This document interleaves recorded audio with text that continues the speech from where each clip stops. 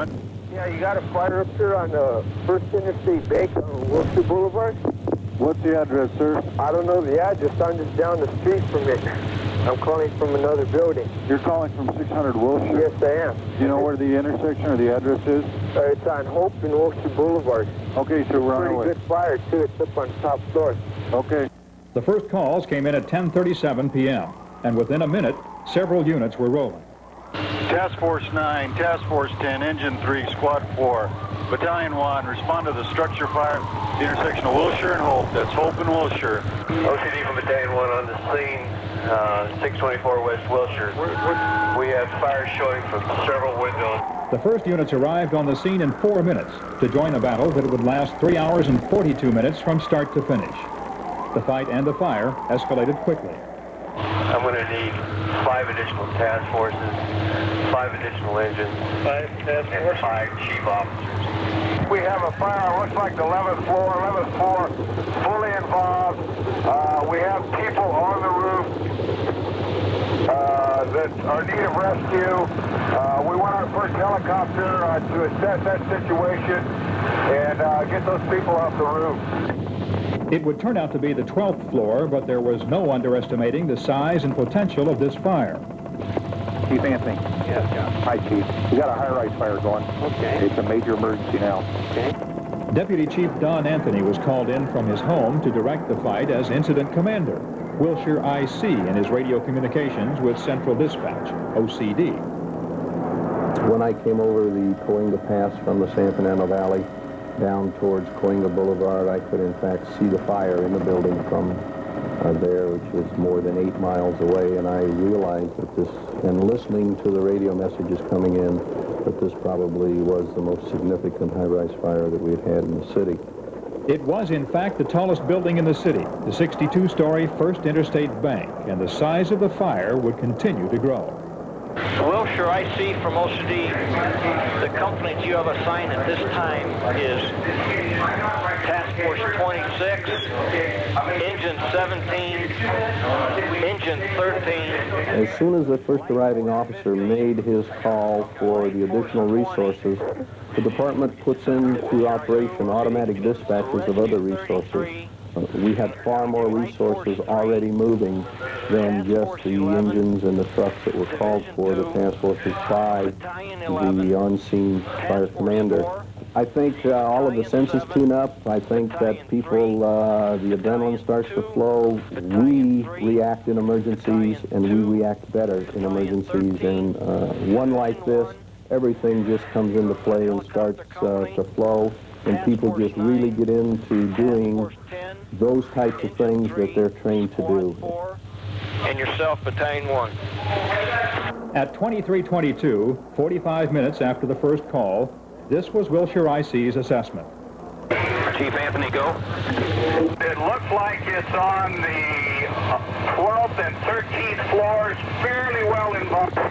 Got control of pretty much of the 12th floor. We don't have the 13th yet. However, we do have water moving on to the 13th floor now. And here's how the battle was staged. From the fire site, this is how we set up our logistics for this incident. Came out here to base, which was approximately a block and a half to 2 blocks directly south of the fire, where all the apparatus came into before they went into the fire. Moving then a little bit north, a little closer towards the fire. This is our air filling, where emergency air filled all of the air cylinders being used by firefighters on the fire. Directly across the street is the command post where the incident was managed.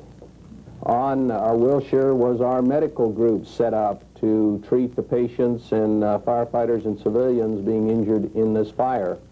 Moving then up towards the fire building, directly north of the building was the fire department inlets to augment the water system of the building.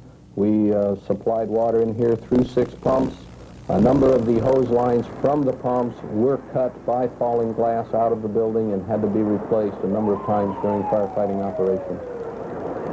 Because of the debris, the glass, and the various items of furniture falling from the fire floors, the firefighters could not make entry into the building from any other location. We entered a building that had access through a tunnel, which was directly east of the fire building, through a parking structure, in the tunnel, under the street, and into the lobby inside the building.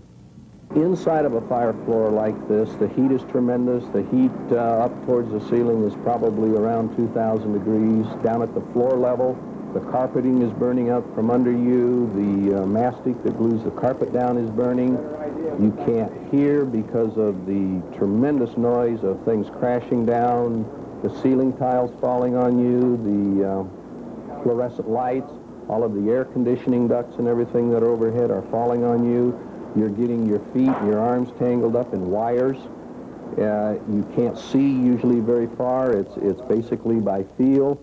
The heat is tremendous even down at floor level. If an individual in that environment would say stand up, and they would probably be severely burned, and if they didn't have a breathing apparatus on, 1 or 2 breaths at the smoke at that level or the heat is probably in excess of 700 degrees, and about 2 breaths and you're dead.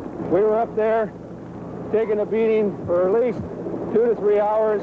We didn't know what the progress was. We were on the fire floor. We were totally lost, and it just took all of our strength, courage, and hanging in there to get on top of that thing. We were overwhelmed from the time we got there. How do they do it? It comes from your training, your confidence, your ability, and the direction of the command officers that you know as a firefighter that those command officers know what they're doing. They know where the fire is. They know where you are on that floor. You hope that they know what you're experiencing.